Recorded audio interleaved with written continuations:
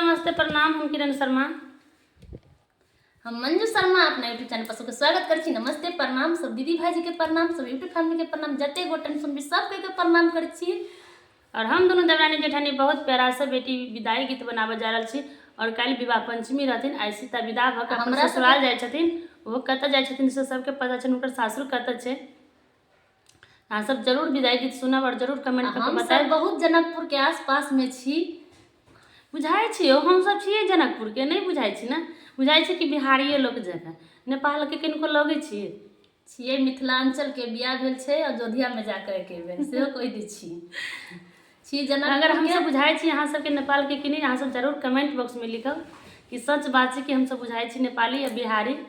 किनको अहाँ सब जरूर कमेंट करके प्यारा आशीर्वाद जरूर देव। बहुत प्यारा सा गीत हम सब बेटी विदाई गीत यहाँ सब जरूर सुनब। आ कल तक मिथिलांचल में बराती अलथिन अयोध्या से, आई सीता सेहो चलि जेथिन विदाई भ के। उनके पर एक गीत गाबे जा रहल छै, अहाँ सबके नीक लागत तो जरूर कमेंट बॉक्स में बताएब अहाँ सब केहन लागल। सीता सुको